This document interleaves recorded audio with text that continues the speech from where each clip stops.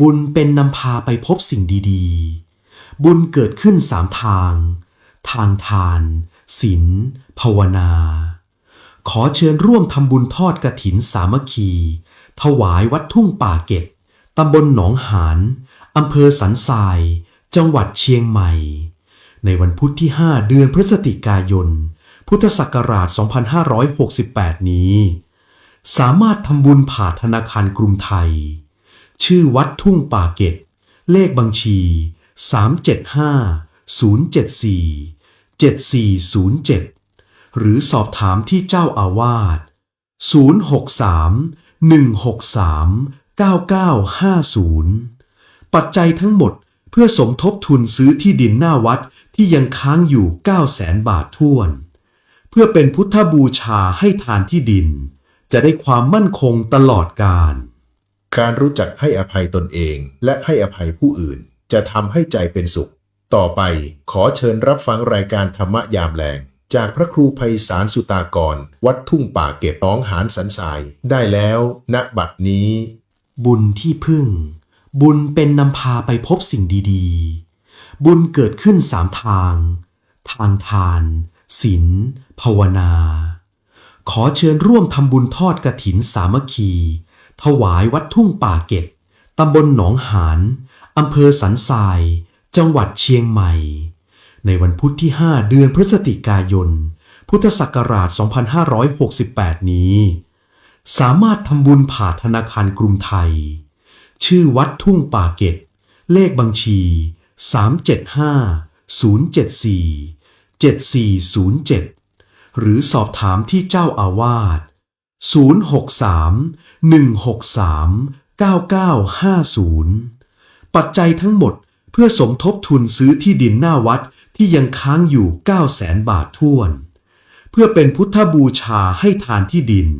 จะได้ความมั่นคงตลอดกาลโชคอยู่ที่การแสวงหาวาสนาอยู่ที่การกระทำต่อไปขอเชิญรับฟังรายการวัดทุ่งป่าเก็บหนองหานสันทรายได้แล้วณบัดนี้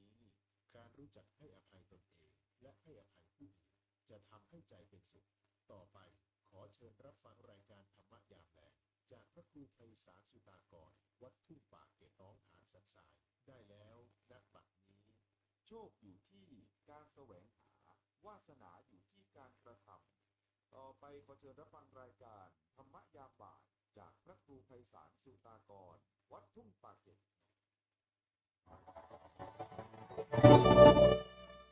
โชคอยู่ที่การแสวงหาวาสนาอยู่ที่การกระทำต่อไปขอเชิญรับฟังรายการธรรมยามบ่ายจากพระครูไพศาลสุตากรวัดทุ่งป่าเก็บหนองหานสันทรายได้แล้วณบัดนี้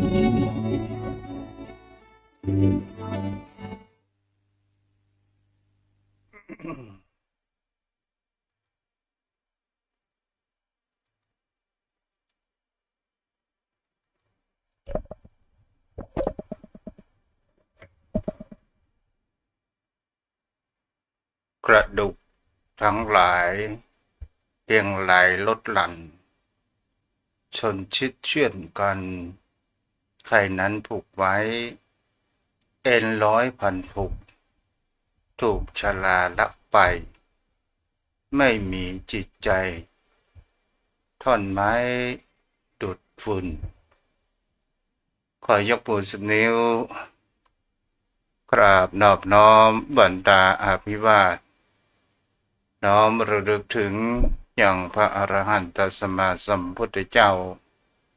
ผู้แสวงหาสิ่งประโยชน์อันยิ่งใหญ่ขอนอบน้อมอย่างพระธรรมคำสอนในศาสนานี้ที่องค์สมเด็จพระสัมมาสัมพุทธเจ้าได้ตรัสแสดงไว้ดีแล้วขอนอบน้อมระลึกถึงอย่างพระสงฆ์สาวกหมู่ใหญ่ผู้มีทิฏฐิอันหมดจดระงดงามโดยเสียงเก่าของข้าพเจ้าและขอถวายความเคารพนอบน้อมไหว้สาพยังครูบาอาจารย์พระเถระเจ้าพระภิกษุสงฆ์สามเณรพระสังฆาธิการสงฆ์สมณศักดิ์บัณฑิตนักปราชญ์ท่านผู้มีความรู้ทุกรูปทุกตนทุกองค์มาณโอกาสนี้โดยความเคารพและขอเจริญสุขเจริญธรรมบายังพอออกแม่ออกศรัทธาอันมีพ่อมอนแม่มอนพ่ออุ้ยแม่อุ้ยปีปานนะท่านผู้ฟังผู้มีบุญทุกท่านที่ติดตามรับฟังธรรมะยามบ่ายทางสถานีวิทยุพระพุทธศาสนาและจริยธรรมจังหวัดเชียงใหม่96 เมกะเฮิรตซ์โดยการส่งลิงก์สัญญาณไปณอาคารสุเทพสุพรม คารุประชาข้างหอพญาเมืองรายใจกลางเมืองเชียงใหม่ได้รับแล้วจากหน้าที่ก็ได้ส่งขึ้นยังวัดพระธาตุดอยสุเทพราชวรวิหาร ได้รับความอนุเคราะห์เมตตาอย่างผู้อำนวยการใจดีพ่อผู้วันรบนามวงพรมตลอดจนถึงได้รับแห่งความเมตตาธรรมผู้ปิดทองหลังพระท่านพระอาจารย์พระมหาประสิทธิ์ประสาธิโกผู้คอยกระริ่งและส่งสัญญาณจอมพ่ออยู่แม่เมื่อวันที่เสาร์สี่ที่ผ่านมาประสบนิกรทั้งหลายก็ได้รับข่าวแห่งการสวรรคตของสมเด็จพระนางเจ้าสิริกิติ์พระบรมราชินีนาถพระราชชนนีพระพันปีหลวงที่ห้องกันว่าแม่แผ่นดินชีวิตของคนเฮาเมื่อถึงกาลเวลาที่จะต้องไปแล้วมันก็มามีอย่างที่จะหยุดยั้งได้ในวิถีชีวิตของคนเฮาจงสร้างคุณงามและความดีเพื่อให้ก่อเกิดแห่งคำว่าบุญกุศลและคุณงามและความดีที่จะตรึงตราจิตใจไว้ในใจคนเหมือนดังสมเด็จพระนางเจ้าสิริกิติ์พระบรมราชินีนาถพระราชชนนีพระพันปีหลวงที่ได้เมื่อครั้งพระองค์นั้นยังมีพระชนมายุอยู่ก็ได้ทำกรณียกิจสงเคราะห์อนุเคราะห์แก่ประสบนิกรทั่วประเทศนี้ก็เป็นสิ่งที่นำมาซึ่งความเสียใจแก่ประสบนิกรในช่วงนี้ก็เป็นช่วงที่นำพามาซึ่งความโศกเศร้าจอมพ่อจอมแม่สิ่งเหล่านี้มันเกิดขึ้นมันก็จะต้องเปลี่ยนแปลงและไปตามกาลเวลาแห่งวิถีชีวิตของคนเฮานี่เองวันนี้ลูกตุนั้นก็ได้ยกแห่งคำว่าบทกรว่ากระดูกทั้งหลายเรียงรายลดหลั่นชนชิดเชื่อมกันไข่นั้นผูกไว้เอ็นร้อยพันผูกถูกชลาลักไปไม่มีจิตใจท่อนไม้ดุดท่อนฟืนสถานญาติโยมทั้งหลายบางครั้งบางคราวก็เป็นสิ่งที่เราก็มีความคิดว่าในร่างกายของคนเราที่มันประกอบไปโดยแห่งเขาว่าสิ่งที่ก่อให้เกิดเป็นรูปเป็นร่างนั้นก็คือแห่งเขาว่ากระดูกนั้นก็อุปมาเหมือนเป็นธาตุดินที่มีแห่งเขาว่าผูกกันรดทันกันลงไปเอาพอไปแล้วก็มือแห่งเขาว่าใส่เชือกผูกไว้นั้นก็คือเส้นเอ็นแล้วหมู่เฮาทั้งหลายสุดท้ายเฮาก็โดนแห่งเขาว่าความชรานั้นลักไปแต่สุดท้ายเฮาก็หมดลมหายใจวันนี้จะมาเกี่ยวกับแห่งเขาว่าสิ่งที่อยู่ใกล้ตัวและเฮามาหันคุณค่าจอมพ่อจอมแม่นั้นก็หมายถึงเขาว่าคือลมหายใจลมกำกำจางของบุคคลเฮายอมพ่อยอมแม่สิ่งที่มันใกล้ตัวนี้เป็นสิ่งที่บุคคลเฮานั้นบางครั้งบางคราวเฮาจะหาได้ว่าการสื่อสารมนุษย์ของคนเฮานั้นก็คือภาษา หรือว่ากำอู้กำจาของคนเฮานี้บางครั้งบางคราวส่วนใหญ่เฮาก็มีการสื่อสารทั้งมีสาระและบ่มีสาระทั้งเป็นสาระที่อันมีแก่นสารและก่อให้เกิดแห่งคำว่าปัญญาเกิดขึ้นบางครั้งบางคราวคนเฮานั้นก็ลองได้สังเกตและพิจารณาดูว่ากำอู้กำจาคือว่าลมหายใจของคนเฮาบางครั้งบางคราวเฮาจะมีแห่งคำว่าอู้เรื่องแต่ไร้สาระกันเป็นกันส่วนใหญ่บางครั้งบางคราวเฮาก็อู้แห่งคำว่าวาจาที่ประกอบให้ประโยชน์กับวิถีชีวิตของตนตัวของคนเฮานี่ก็เป็นสิ่งที่บุคคลเฮานั้นก็ลองเก็บพิจารณาดูว่าแม้กระทั่งในพระพุทธศาสนานั้นพระพุทธองค์นั้นก็ได้ตรัสบอกว่าอานาปานสตินั้นก็คือดูลมหายใจของคนเฮาและสามารถที่จะเป็นการฝึกจิตและจิตใจของคนเฮาได้ก็โดยการที่ดูลมหายใจเข้าออกนี่ก็คือสร้างคุณค่าและเราจะหาได้ว่าทุกสิ่งทุกอย่างสิ่งที่มันมีสำคัญมากที่สุดนั้นคือลมหายใจแต่ในธาตุทั้งสี่มันจะขาดธาตุใดธาตุหนึ่งนั้นก็ตึงไปได้แต่ลมหายใจหมายถึงเขาว่าเฮาบางครั้งบางคราวเฮาก็ใช้ทิ้งขว้างไปโดยไม่มีประโยชน์แต่เฮาจะสร้างลมหายใจเฮาอย่างไร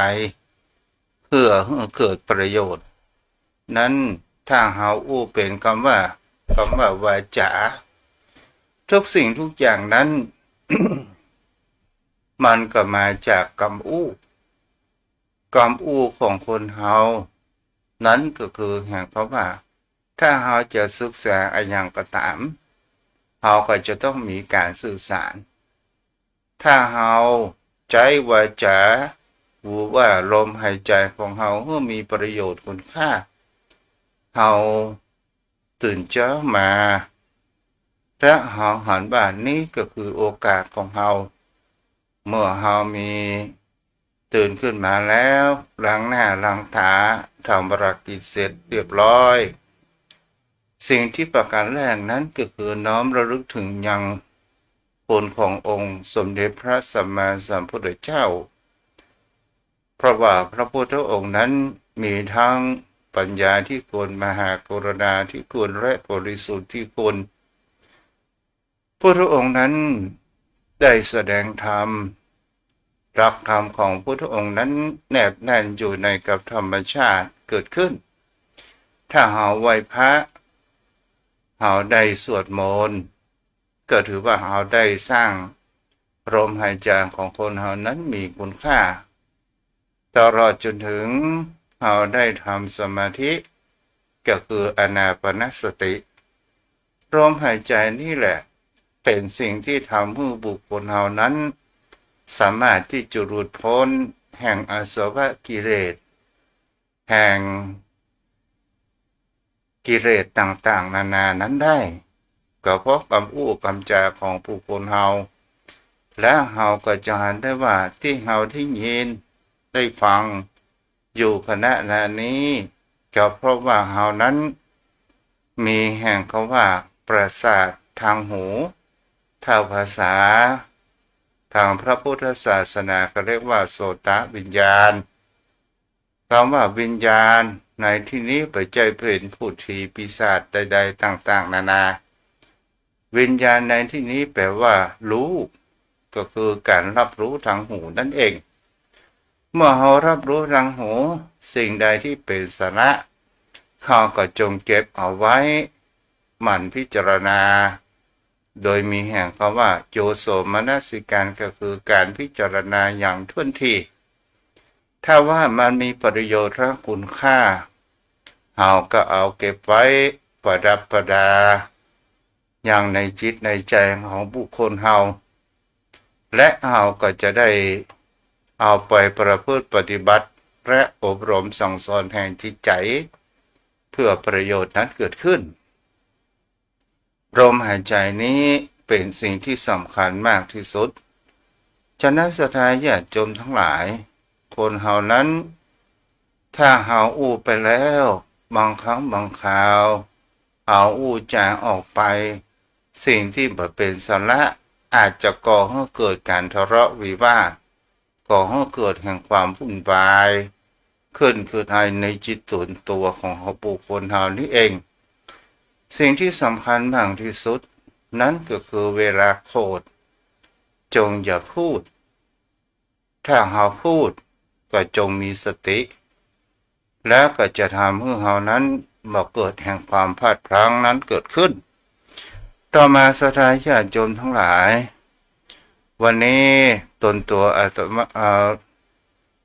ลูกตัวนั้นก็ได้ไปพบปะอย่างสูตรในพระไตรปิฎกก็คือคิริมานันทสูตรในสูตรนี้ศรัทธาญาติโยมทั้งหลายเป็นแห่งที่ว่าเป็นสูตรเกี่ยวกับการหายป่วยด้วยสัญญา10ประการมีครั้งหนึ่งนั้นศรัทธาญาติโยมทั้งหลายองค์สมเด็จพระสัมมาสัมพุทธเจ้านั้นก็ยังจำพรรษาประทับอยู่ยังที่วัดปัจเจตวันวิหารซึ่งเป็นอารามของอนาถบิณฑิกเศรษฐีในเรื่องนี้พระอนันทะหรือว่าพระอานนท์ก็ได้บอกว่าข้าพเจ้าได้ฟังมาแล้วก็เป็นสิ่งที่ว่ามีอยู่นั้นสมัยหนึ่งก็คือครั้งนั้นแหละถ้าเป็นเอาแปลเป็นภาษาบาลีออกมาเป็นภาษาไทยก็ว่าครั้งนั้นแหละถ้าเป็นภาษาไทยสมัยนั้นแหละเนาะศรัทธาญาติโยมทั้งหลายถ้าเราจะอู้ไปเปิ่นเขาว่าบุคคลใดก็ตามถ้าได้ท่องสาธยายมนต์สุดนี้ก็จะก่อให้เกิดแห่งเขาว่าหายเจ็บหายป่วยหายไข้แต่มันก็มีเนื้อหาสาระที่เอามาแปลเป็นภาษาไทยก็โดยการที่พุทธองค์นั้นก็ได้ตรัสบอกเพื่อให้พระอานนท์นั้นไปสาธยายมนต์หรือว่าไปผู้ไปจากับพระคิริมานนท์ซึ่งอาพาธอยู่ในเรื่องนี้โยมพ่อโยมแม่ก็จะอู้ให้ฟังว่าในสมัยนั้นก็คือมีพระภิกษุรูปหนึ่งชื่อว่าพระคิริมานนท์ซึ่งล้มป่วยอาพาธอยู่ก็ได้เป็นสิ่งที่จะหันได้ว่าพระอานนท์ประหารประการเช่นนั้นก็ได้นำความไปทูลแห่งองค์สมเด็จพระผู้มีพระภาคเจ้าเมื่อไปถึงยังพระกุฏิขององค์สมเด็จพระผู้มีพระภาคเจ้าแล้วก็ได้นั่งณที่สมควรอยู่ข้างหนึ่งก็แล้วก็ได้ถวายบังคมทูลยังเรื่องราวแห่งพระสงฆ์ผู้อาพาธหรือพระคิริมานนท์ได้รับทุกขเวทนาอันเป็นไข้ประมาณมากพระอานนท์นั้นก็ได้แห่งความเมตตาอยากจะให้พระพุทธองค์นั้นไปอนุเคราะห์โปรดเมตตาแสดงธรรมหรือว่าไปเยี่ยมอย่างพระคิริมานนท์อย่างที่อยู่เพราะว่าในเรื่องนี้พระคิริมานนท์นั้นได้อาพาธเจ็บป่วยแต่อยากจะพบแห่งพระผู้มีพระภาคเจ้าก็ได้บอกข่าวให้กับพระอานนท์ให้พระอานนท์นั้นไปทูลแห่งพระ ผู้มีพระภาคเจ้าพระผู้มีพระภาคเจ้าก็ตรัสกับพระอานนท์ว่าดูก่อนอานนท์เธอพึงเข้าไปกล่าวยังสัญญาสิบประการแก่คิริมานนท์เข้าใจเว่ยๆซึ่งที่อาพาธอยู่นั้นเพื่อให้ความอาพาธความเจ็บป่วยเมื่อยไข้ของคิริมานนท์นั้นโดยระงับโดยผ่านเพราะว่าได้ฟังสัญญาสิบประการสาธาญาติโยมทั้งหลายสัญญาสิบประการสัญญาก็คือเป็นที่พุทธองค์นั้นได้ตรัสแสดงไว้ว่าพระอานนท์ถามว่าสัญญาสิบประการเป็นไฉนพระเจ้าข้าพระองค์นั้นก็บอกว่าอนิจจสัญญาอนัตตสัญญาอสุภสัญญาอาทินวสัญญาปหานะสัญญาจีรคะสัญญานิโรธสัญญาสัพพะโลเกอนัพิรัตนะสัญญาอภิรัตตสัญญาสาธาญาติโยมทั้งหลายยังมีแห่ว่าสัพเพสังขาราโสอนิจจาสัญญาและอนาปนสติสาธาญาติโยมในสิ่งเหล่านี้เนี่ยถ้าเฮาพูดไปมันก็มีบทสูตรของมันแล้วถ้าใครเอาไปท่องได้แล้วนี้มันก็หมายถึงอะไรอย่างเนื้อหาใจความสำคัญที่สุดก็คือคำว่าสัญญาที่พระพุทธองค์นั้นได้ตรัสบอกว่าดูก่อนอานนท์อนิจจสัญญาก็คือกำหนดหมายความว่าไม่เที่ยงแห่งสังขารนี้ก็หมายถึงคำว่าสัญญานี่คือกำหนดได้หมายรู้หมายถึงคำว่าเมื่อพระคิริมานนท์ได้หูแห่งคำว่าสังขารของเฮานี้มันมีความเที่ยงแล้วพระอานนท์ก็ว่าเป็นไฉนดูก่อนอานนท์พระภิกษุในพระวินัยนี้อยู่ป่าก็ดีอยู่คนไม้ก็ดีอยู่ในเรือนว่างก็ดีย่อมพิจารณาดังนี้ว่ารูปไม่เที่ยงเวทนาไม่เที่ยงสัญญาไม่เที่ยงสังขารไม่เที่ยงวิญญาณไม่เที่ยงย่อมพิจารณาโดยเร็วความไม่เห็นโดยความไม่เที่ยงของอุปทานขันธ์ทั้งห้าเหล่านี้โยมพ่อโยมแม่อนิจจสัญญานี้ถ้าเราอู้ถึงว่าสิ่งที่สัญญาสิบประการถ้าจะมันเข้าใจไปก็คือว่าถ้าเราพิจารณาอย่างข้อแรกเนี่ยถ้าเราเจ็บป่วยเมื่อยไข้เราก็พิจารณาว่าสังขารของคนเราอันเป็นสิ่งที่จะหาได้ว่ากองขันธ์ทั้งห้าเนี่ยมันเป็นสิ่งที่มันมีความจีรังได้อย่างยืนมันบ่มีความเที่ยงมันบ่เป็นอมตะมันบ่เป็นนิรันดร์ก็คือรูปไม่เที่ยงเราก็ลองดูสังเกตว่าวิถีชีวิตของคนเราเนี่ยมีไผพ้องที่จะหนุ่มไปกี่วันมันก็บ่มีไผมันก็มีการชราภาพนั้นเกิดขึ้นมาทุกวันมันก็มีความเปลี่ยนแปลงไปอยู่สม่ำเสมอความงามก็บ่คงที่วัยก็บ่คงที่แม้กระทั่งสิ่งจำก็บ่คงที่สาธาญาติโยมทั้งหลายถ้าเฮาพิจารณาเวลาเฮาเจ็บป่วยเมื่อยไข้เฮาพิจารณาเหล่านี้ว่ารูปมันก็บ่เที่ยง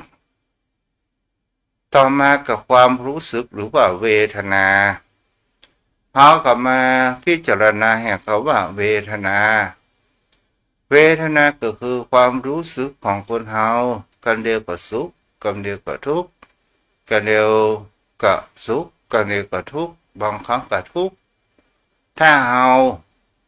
มาหูวิธีแก้ไขและเฮาก็ไปยึดมั่นว่าเขาด่าเฮาเขาอาฆาตเฮาเขาทำร้ายเรา และเราก็จะไปจองเวรจองกรรมและเฮาบ่ปล่อยวางมันก็ทำให้เกิดแห่งเขาว่ามีความทุกข์เกิดขึ้นถ้าเฮาปล่อยมันก็มีสุขอย่างก็ว่าเรื่องราวในแต่ละวันบางครั้งบางคราวบางคนก็อู้จ๋าไพเราะพ่อพิงสนอหูบางคนก็อู้ทำให้เฮานั้นเกิดความโกรธความเกลียด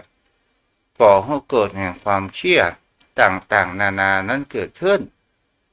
ถ้าเฮาบ่ยอมปล่อยสิ่งที่จะเป็น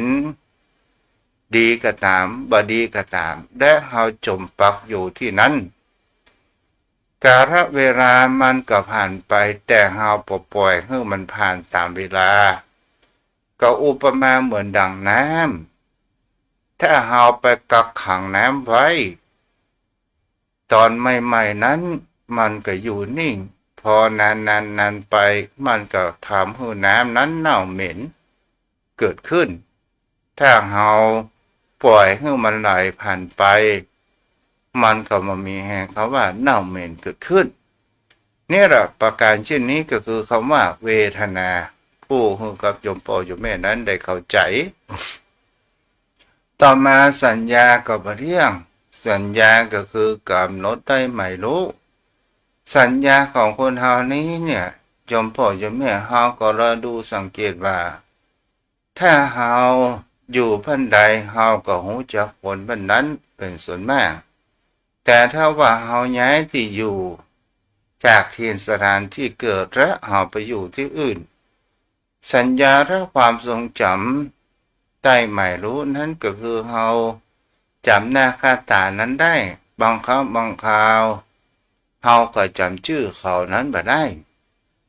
นี่ก็คือความกดได้ไม่รู้บางครั้งบางคราวบุคคลมีแห่งเขาว่าสัญญาก็ได้นึกแห่งเขาว่ามันเป็นความเที่ยงเฮาไม่ยอมปล่อยเรื่องราวร้ายๆมันผ่านไปนั้นมันก็จะเป็นความทุกข์สัญญาจำได้ไม่รู้ว่า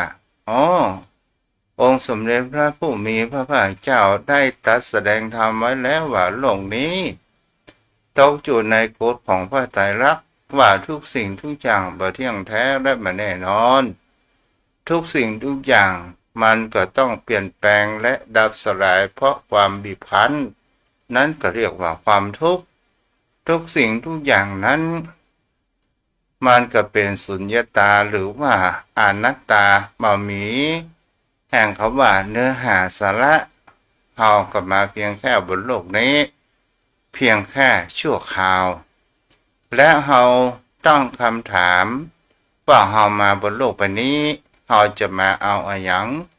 จะเอาสมบัติภายนอกมันก็ติดตามเฮาไปบ่ได้ถ้าเฮาจะเอาสมบัติแห่งบุญกุศลมันก็สามารถติดตามเฮาไปได้ถ้าเฮาเกิดมาในชาตินี้เฮาทำสิ่งที่เป็นอกุศลสิ่งที่บ่ดีเมื่อมีชีวิตอยู่ก็ทำให้วงตระกูลนั้นเสื่อมเสียและตลอดจนถึงเปิ้นฮ้องว่าอยู่ที่ไหนใครก็ระแวงอยู่ที่ไหนใครก็บอกขึ้นชื่นชอบเพราะว่าความเห็นแก่ตัวเพราะว่าความลุกลานคนอื่นอย่างนี้เป็นต้นสัญญาของคนเฮาเนี่ยศรัทธาญาติโยมทั้งหลายบางครั้งบางคราวเฮากำหนดได้ไม่รู้แต่ความคิดและความพิจารณาเมื่อเฮาหนุ่มๆเฮาก็ท่องจำเอาอย่างได้ง่ายแม้กระทั่งแม่สกุลเฮาก็ยังท่องได้พอเวลาแก่ตัวไปถ้าเฮาบ่ฝึกซ้อมบ่ทำบ่อยๆมันก็เกิดแห่งความเลอะเลือนเกิดขึ้นสัญญาในที่นี้ที่พระพุทธองค์บอกให้ความรู้สึกตัวว่านี่ตอนนี้เนี่ยเฮามาเหมือนดังเก่าเด้อเพราะว่าผิวพรรณของเฮา เมื่อก่อนนั้นเฮาเป็นหนุ่มเป็นสาวผิวพรรณเฮาก็ผ่องใสพอเวลาผ่านไปแก่ชรามาก็เริ่มมีคำว่าตกฮะหรือว่ามีผิวพรรณนั้นเปลี่ยนแปลงบางครั้งบางคราวก็เหี่ยวยานห่อต่างๆนานาเกิดขึ้นเมื่อเรากำหนดได้ไม่รู้ประการเช่นนี้ตามความเป็นจริงและเราจะเห็นว่าสัญญาของคนเรานั้นก็บ่เที่ยงสังขาราในที่นี้ไม่ใช่ว่าสังขารสังขารในตัวที่นี้สังขารทั้งหลายไม่เที่ยงคือการปรุงแต่งโยมพ่อโยมแม่เราก็ลองดูว่าการปรุงแต่งในวิถีชีวิตของคนเรานั้นก็คือความคิดเมื่อเราหนุ่มๆนั้นบางคนบางท่านจะทำอะไรอย่างก็ตามก็มีการปรุงแต่งที่มีความรีบร้อนตัดสินปัญหานั้นด่วนบางครั้งบางคราวก็ตัดสินปัญหานั้นผิดโดยการที่ว่าความคิดและปรุงแต่งว่าตัวเองนั้นจะทำสำเร็จนั้นเกิดขึ้นได้แต่หากเขาว่าความปรุงแต่งสิ่งเหล่านี้เนี่ยศรัทธาญาติโยมทั้งหลายเมื่อเฮาเท่าแก่มาเฮาจะเห็นได้ว่าการปรุงแต่งบางครั้งบางคราวเฮาก็จะเริ่มมีเหตุและมีผลเกิดขึ้นเฮาจะรู้จักคำว่าอันใดที่เป็นประโยชน์และไม่เป็นประโยชน์และเฮาก็มีการปรุงแต่งจะปรุงแต่งทางด้านที่ดีก็ทำให้จิตใจของเฮานั้นมีความสุขถ้าเฮาปรุงแต่งไปทางด้านตามอำนาจกิเลสที่มายั่วยวนทางตาหูจมูกลิ้นกายใจของเฮาและเฮาไปตามอำนาจแล้วเฮามาหันแห่งความจริงที่มันบังจิตใจของบุคคลเฮาอย่างเช่นเฮาไปหันวัตถุสมบัติหรือว่าเฮาไปหันสิ่งของต่างๆนานาลองดูในการที่เปิดสร้างโรงทานศรัทธาญาติโยมทั้งหลายบางคนบางท่านนั้นมีการปรุงแต่งไปทางด้านความโลภบางครั้งบางคราวตัวเองเอาไปบางครั้งมันก็กินบ่หมดแม้กระทั่งจะเอาไปเอาไว้สุดท้ายมันก็กินได้เพียงแค่2 คาบ3 คาบนอกนั้นมันก็บูดกันเน่าไปเพราะไอ้อย่างเล่าที่คนเราบ่รู้จักพอก็เพราะความโลภนึกว่าปากพวกเขาว่าต้องจะใหญ่หรือปากจะใหญ่หรือต้องอันนั้นกูก็มักอันนี้กูก็ชอบต่างๆนานาอย่างนี้เป็นต้นเราจะหาได้ว่าแต่จริงแล้วการปรุงแต่งมันก็มามีความเที่ยงถ้าเราปรุงแต่งทางที่ดีอย่างเช่นเพิ่นพาไปฟังน้ำฟังธรรมไปสร้างบุญญาบารมีปฏิบัติธรรมกันไปทำบุญทานกฐินกันเข้าไปเราก็จะได้สิ่งที่ดีๆขึ้นมาและเราก็มีความปรุงแต่งทางนั้นปิติความสุขใจนั้นเกิดขึ้นนี่แหละโยมพ่อโยมแม่แล้วต่อมานั้นก็คือวิญญาณบ่เที่ยงวิญญาณตัวนี้เนี่ยมันก็คือเป็นสิ่งที่มันเกิดขึ้นพร้อมกับรูปที่มันเข้ามากระทบกันนั่นเองโยมพ่อโยมแม่ท่านผู้ฟังทั้งหลายเราก็ลองสังเกตและพิจารณาดูว่าสิ่งที่เข้ามากระทบเมื่อเรามีแห่งเขาว่าปรุงแต่งก่อให้เกิดเวทนาและเกิดแห่งความทรงจำนั้นเกิดขึ้นขันธ์ทั้ง5เนี่ยมันก็เป็นสิ่งที่บ่เที่ยงแท้และไม่แน่นอนพระองค์บอกให้กับพระอานนท์ว่าไปบอกให้พระสกิริมานนท์ให้ฟังให้ได้พิจารณาว่าขันธ์ทั้ง5เนี่ยถ้าอู้แบบสรุปขันธ์ทั้ง5เนี่ย มันบ่เที่ยงเด้อนี่ก็คือเป็นสิ่งที่จะหันได้ว่าอานิจจสัญญาโยมพ่อโยมแม่ท่านผู้ฟังทั้งหลาย ในข้อที่สองจะตันหรือไม่ก็บ่รู้เนาะก่อนที่จะนี้ ก็ขอประชาสัมพันธ์บอกข่าวบุญกุศลที่โยมแม่ผู้รับฟังที่ได้เบิ่นได้หอมทางด้านกระถิน ก็มีตามแม่อัมพรสาครได้ทำบุญ100ปุญญาปรมีก็ขออนุโมทนาเด้อโยมแม่เนาะแล้วก็แต่เจ้านี้ต้องครอบครัวของแม่วรีเกษมพันธ์พร้อมด้วยบุตรธิดาได้ให้หอมเพิ่มเติมแหม 2,500 บาทก็ขออนุโมทนาบุญและถวายอย่างพระทหารเป็นตัวยเนาะขอบคุณเด้อขอบคุณอนุโมทนาตัวยโยมพ่อโยมแม่ท่านผู้ฟังทั้งหลายถ้าเราจะอู้ในเรื่องแห่งศีลธรรมวันนี้คงจะเวลาจะปรับเปียงปอนมากนักวันนี้ผู้ติดตามรับฟังทางเฟซบุ๊กก็มีหลายที่บ่ได้ติดตามก็มีมากแต่ก็รู้ว่าโยมพ่อโยมแม่ผู้รับฟังนั้นก็มีจิตใจแนบแน่นในพระรัตนตรัยที่ได้ฟังอยู่วันนี้มีคุณครูธัญญาวันนั้นเพิ่นก็ได้ร่วมทำบุญกฐิน200 บาทคุณโยมจันจรัสรับฟังอยู่คุณโยมพี่แพนเนาะหมู่5รับฟังอยู่เด้อแม่โจรศรีภาชารับฟังอยู่แล้วตามโทรศัพท์มือถือวันนี้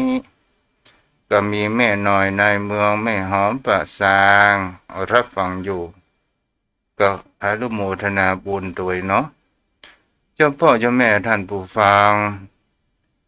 กาลเวลาผ่านไปรวดเร็วแวบเดียวก็จะใกล้หมดปี2568ปี2568มีเรื่องราวต่างๆนานานั้นเกิดขึ้นในสังคม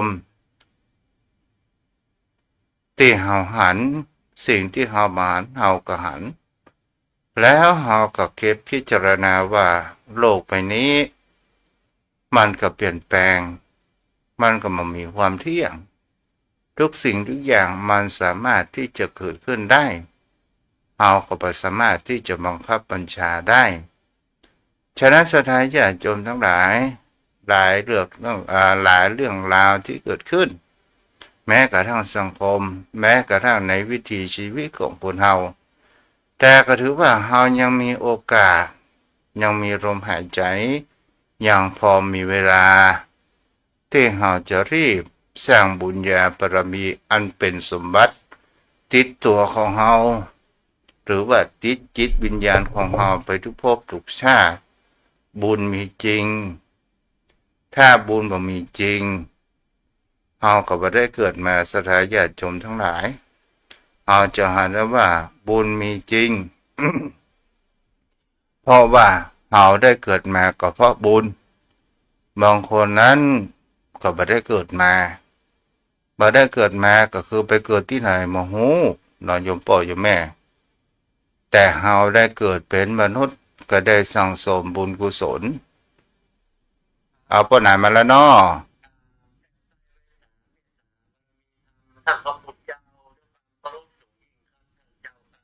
เจ้าวันนี้ในเรื่องลมหายใจและเรื่องสูตรคิรมนสูตรที่พุทธองค์บอกให้พระอานนท์ไปสาธยายมนต์เกี่ยวกับในเรื่องแห่งคำว่าขันธ์ห้า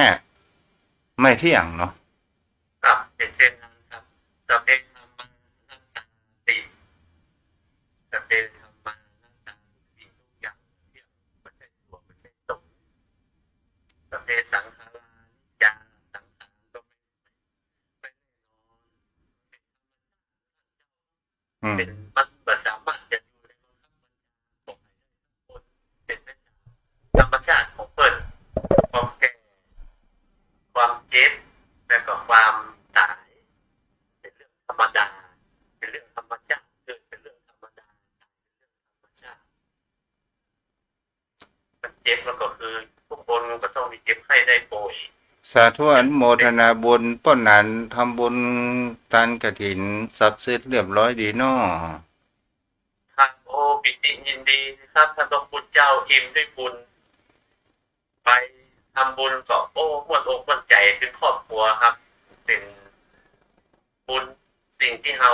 ต้องวิ่งเล่นกันทำครับอายุเราก็นักเข้ามาแล้วเหมือนไฟไม่เฮือนนะครับพระพุทธเจ้า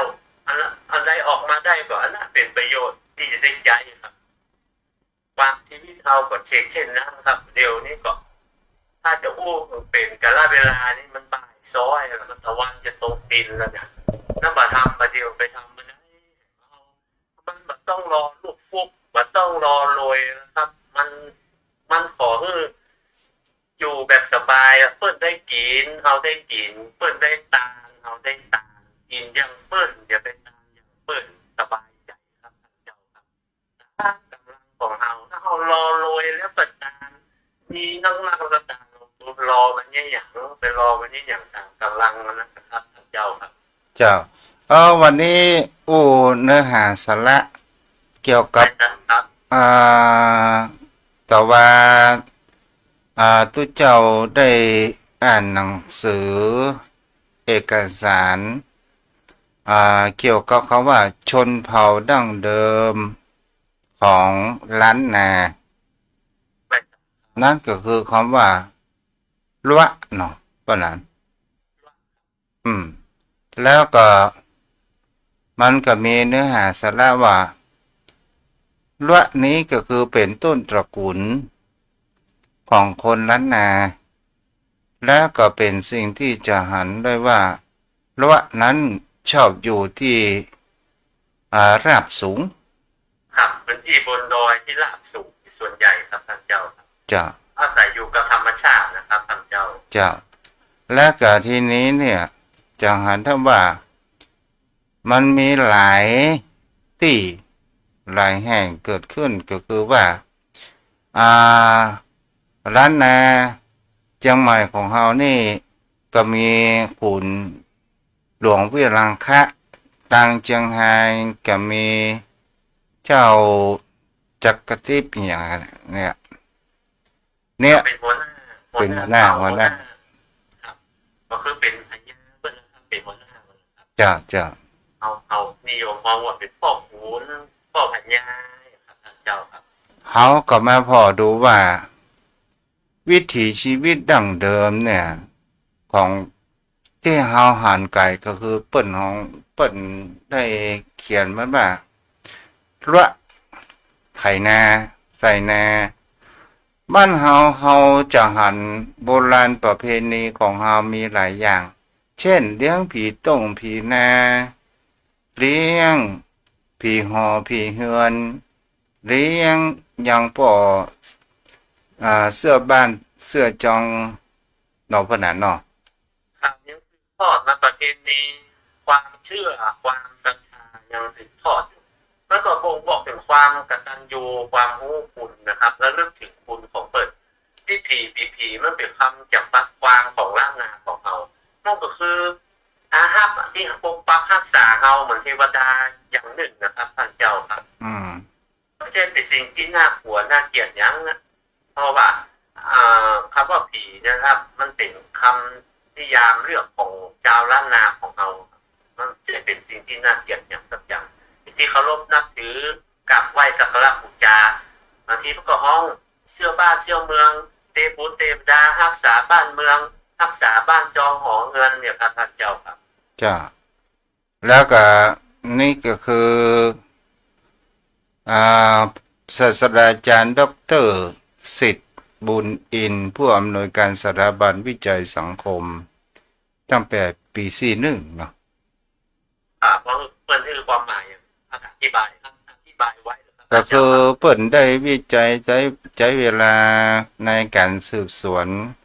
ทางด้านประเพณีต่างๆนานาเกิดขึ้นเนาะแล้วก็เป็นสิ่งที่เราจะหาได้ว่าในที่นี้พวกเราว่าต้นตระกูลของล้านนาของเราแท้ที่จริงแล้วเนี่ยคำว่าวัฒนธรรมหรือว่า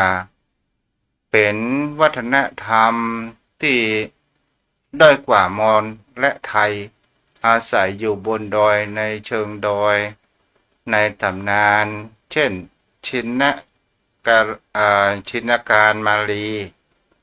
เรียกกลุ่มชนที่อยู่ด้วยกันอันนี้เป็นภาพเห็นผมมันจะมีพระโพธิรังสีแล้วก็อันนี้แน่นอนละมังคลาธิปดีนี่ของศิริมังคลาจารย์นี่แม่พระรัตนปัญญาหลายองค์ครับเป็นปราชญ์ทางล้านนาท่านพระคุณเจ้าที่แต่งพงศาวดารอย่างต่างๆนะครับเพิ่นว่าในที่นี้เพิ่นว่า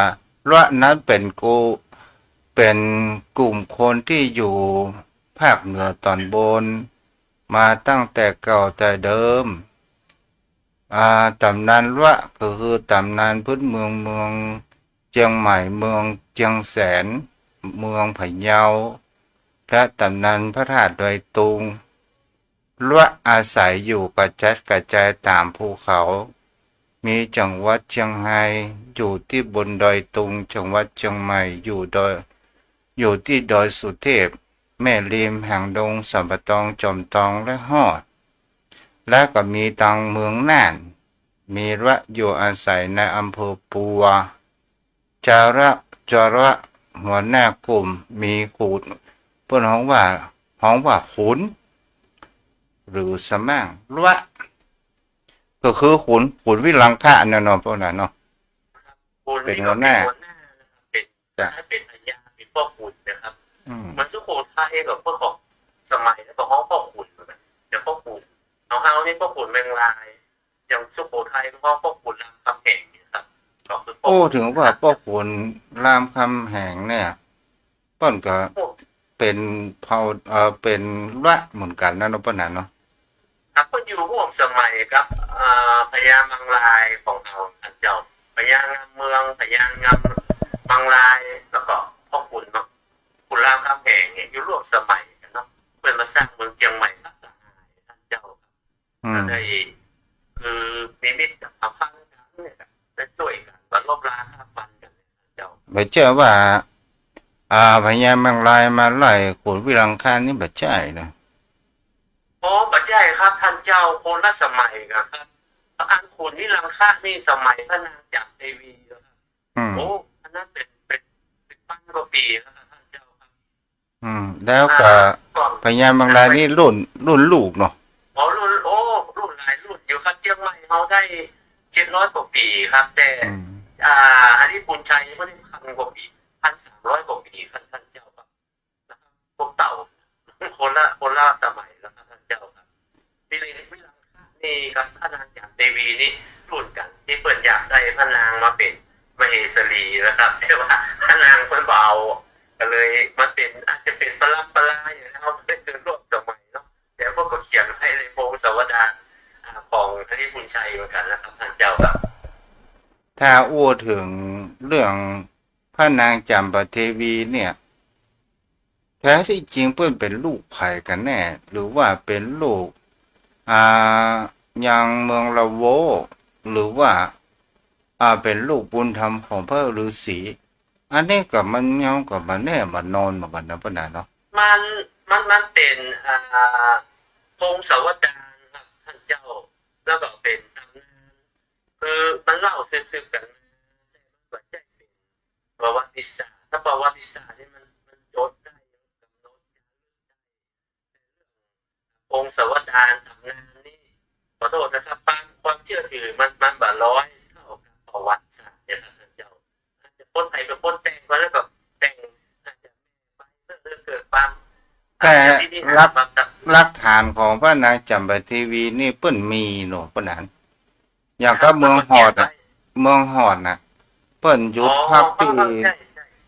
เปิ้นสร้างเมืองหอดแปลง ใหญ่โตเหมือนเปิดเพราะว่าเป็นเมืองหน้าด่านของเมืองหาริพูนใจเป็นเมืองท่ากันว่าได้เนาะ ครับคือแต่ก่อนนี่ว่าอาณาจักรเนี่ยมาหาน้ำกินพื้นที่ไปถึงไหนก็มันแบบมีราคาแน่นอน อืม มันมาสร้างในสัมปีบางที่ก็มันก็มีราคาว่าอาณาจักรทีวีเคยมาสร้างพุทธรูปไม่มีลักษณะอ่อนช้อยคล้ายผู้หญิงเนี่ยมันก็เป็นตำนานแล้วมันก็ยังบันแน่ชาติว่าอาลีปูชัยมันอาณาเขตจะกว้างขวางกินมาถึงสลับปีก็พอพื้นที่มันติดต่อกันนะครับท่านเจ้ายังไงล่ะปูมันเป็นพื้นที่ติดต่อกันนะครับ อันนั้นเราจะพูดถึงแล้วก็เดี๋ยวจะลงไปลึกต่อหมายถึงเขาว่าชนเผ่าเดิมของเมืองเชียงใหม่ของเฮาล้านนาของเฮาก็คือละเนาะมันผสมประสานกันกับมอญเนาะพวกนั้น ใช่ครับมันจะเป็นมองขอบระหว่าง ถ้านางแจ่มไปทีวีนี่เป็นมอญเนาะ เพื่อนอยู่เมืองละโว้ยละโว้ก็คือเพื่อนว่าโลกบุรีแบบท่านพระคุณเจ้า อืม ละโว้เนี่ยมันก็จะเป็นพวกมอญพวกอย่างนั้นเพื่อนลงแปลมาเอาเขาอาจจะบริพารเอาช่างอย่างมาโดยเอานักปราชญ์บัณฑิตเอาพระสงฆ์มัน เมืองของละนี่นะคนว่ามีอยู่ในตำนานเสาอินทกินและตำนานพื้นเมืองเชียงใหม่สายหนึ่งได้กล่าวว่าละกลุ่มนี้ได้สร้างเวียงเชษฐบุรีคือเวียงเจ็ดหลินตั้งอยู่เชิงดอยสุเทพสร้างเวียงนพบุรีคือตั้งเวียงเชียงใหม่ในปัจจุบันและสร้างเวียงสวนดอก อ่า เป็นเมืองสวนดอกนี่มันเป็นเมืองเก่าเนาะ เมืองเก่าครับยังเมืองเจนดินก็อย่างที่ท่านเจ้าว่าอยู่แถวตีนดอยสุเทพนะครับ ก็ตั้งระยะต่อมานี่เพิ่นก็ได้ค้นพบปะแล้วมันก็ ครับใช่มันก็มีหลักฐานอยู่ครับท่านเจ้าเมืองเก่าตอนนี้มันจะมีกับแปลงเมืองมีห้ากับแปลงอย่างสามารถเป็นประวัติศาสตร์ที่ค้นพบแล้วก็สามารถคำนวณอย่างได้เพราะนักประวัติศาสตร์เพื่อจะคำนวณอายุพศอย่างเพื่อนได้ครับท่านเจ้าครับ แล้วต่อมามันมาผสมประสานกับ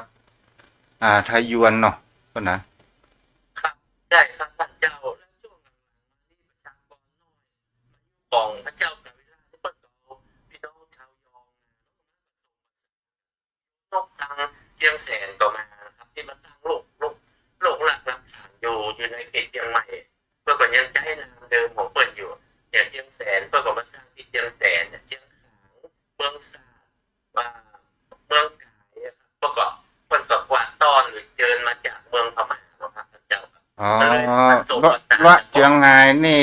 มีละชื่อว่าจักรราชที่เป็นได้สร้างเวียงเชียงลาวเป็นตระกูลกษัตริย์ในไทยยวนอันนี้ก็เป็นลูกครึ่งกันเนาะ ผสมผสานกันคุณเจ้า บอรับประดาน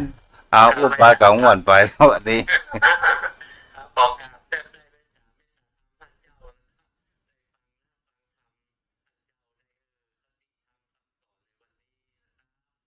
ขอบพระคุณด้วยความเคารพอย่างสูงนะครับมีความรู้เพิ่มเติมมาสามารถนำไปประพฤติปฏิบัติได้ตามสมควรแก่สภาพนะครับขอขอบคุณครับ สวัสดีครับ มีทั้งแม่นวลสิริหินเขียว แม่ทองคำที่วงคำยองเนาะอันนี้เป็นยอง เอาละเวลาเหลือ5 นาทีพอที่จะให้ยมพ่อยมแม่โทรมาได้063-163-9950ชมพ่อยมแม่ท่านใดที่จะร่วมทำบุญทานกฐินสามัคคีกับวัดทุ่งประเกตเด้อปีนี้มามีเจ้าภาพแต่ก็เอาเจ้าภาพในชุมชนในหมู่บ้านตลอดจนถึงโยมพ่อโยมแม่ท่านผู้ฟังมีภาระกำลังทรัพย์พร้อมก็ทำเถอะบ่พร้อมก็บ่เป็นอย่างเด้อโยมพ่อโยมแม่สาธุอนุโมทนาด้วยกันเนาะลูกตู้ ออกรายการวิทยุประสงค์เพื่อตีโยมแม่อะไรจ้า รับฟังชัดเจนดีค่ะถวายกำลังใจให้พระอาจารย์เจ้าค่ะ จ้าบุญรักษาโยมแม่จ้าอันนี้ปฏิบัติธรรมตลอดเนาะจ้า วันอาทิตย์ค่ะพระอาจารย์ จ้า ออก เดี พ ย รรษาพวกวันอาทิตย์แล้วก็ตอนเข้าพรรษาจะมีวันพระด้วย จ้าดีแล้วดีละ สาธุ บุญรักษาบุญรักษาอ้าวโทรเข้ามาได้อยู่เด้อ063-163-9950วันนี้เป็นวันที่27เนาะ27วันผูก28ปัตตันในยังทั้งแหมทรงเดือน จะสิ้นปีแล้วเราได้ทำมันอย่างไว้พ้องเนาะเจริญพรฝ่ายนี่โทรมาแต่ไม่พูดก็ดีกว่าไม่โทรมาเนาะ 063-163-9950ถ้ามามีภัยแล้วตุเจ้าก็จะวางลงแล้วเด้อโยมพ่อโยมแม่ท่านผู้ฟังวันพุธก็มารับฟังกันใหม่เนาะบุญขินบุญทานรักษาอายุวันโนสุขังพลังเด้อ บุญเป็นนำพาไปพบสิ่งดีๆ บุญเกิดขึ้น3 ทาง ทางทาน ศีล ภาวนา ขอเชิญร่วมทำบุญทอดกฐินสามัคคี ถวายวัดทุ่งป่าเก็ดตำบลหนองหานอำเภอสันทราย จังหวัดเชียงใหม่ ในวันพุธที่ 5 เดือนพฤศจิกายน พุทธศักราช 2568 นี้ สามารถทำบุญผ่านธนาคารกรุงไทย ชื่อวัดทุ่งป่าเก็ดเลขบัญชี 375-074-7407 หรือสอบถามที่เจ้าอาวาส 063-163-9950 ปัจจัยทั้งหมดเพื่อสมทบ